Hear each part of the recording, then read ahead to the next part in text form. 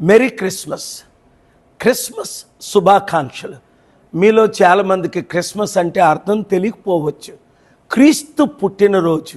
ఈ లోకంలో 2025 సంవత్సరాల క్రిందట క్రీస్తు పుట్టి 33.5 సంవత్సరాలు జీవించి చివర 3.5 సంవత్సరాలు అద్భుతాలు చేసి చనిపోయిన వారిని లేపి, గుడ్డివారికి కళ్ళు ఇచ్చి, మోగవారికి మాట ఇచ్చి, కుంటివారికి నడికి ఎన్నో అద్భుతాలు చేసి, ముఖ్యంగా మనస్సుకు నెమ్మది, శరీరానికి ఆరోగ్యం, సమస్యలన్నీ తీర్చిన క్రీస్తు ప్రభు ఈరోజు కూడా మీ సమస్యలు తీర్చాలంటే, ప్రభువా నా హృదయంలోనికి రా, నా మనస్సును మార్చు, నన్ను నీవెలే చెయ్యని మీరు కోరినట్లయితే ఈ క్షణంలోనే ఆయన మీ హృదయంలోకి వస్తారు.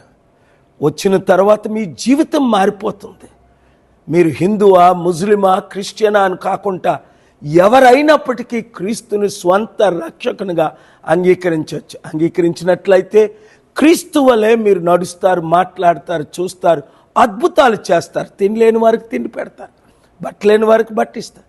ఇతర మతస్థులను నిందించుకుంటా, దూషించుకుంటా. ఇప్పుడు చూడండి, 5 రోజుల క్రిందట దాస్ అనే ఫ్యాక్టరీ వర్కర్ని హిందూ అని లించ్ ముక్కలుగా చేసి చివరికి కాల్చేశారు బంగ్లాదేశ్లో. తీవ్రంగా మరొకసారి నేను ఖండిస్తున్నాను. అలాగే అనేక మంది చర్చికి వెళ్తుంటే నిన్న రాత్రి ఎన్నో అటాక్లు జరిగాయి. హోమ్ మినిస్ట్రీస్, పోలీస్ ఆఫీసర్స్ యాక్టివ్గా ఉండి వీరు క్రిస్టియన్, వీరు ముస్లిం, వీరు హిందూ అని కాకుండా అందరూ శాంతి భద్రతగా ఉండడమే. అదే క్రీస్తు ఇచ్చిన message. I give you my peace, you take and share that peace. Love your enemies even irrespective of caste, creed, religion. God bless you. Merry Christmas. Transform your families.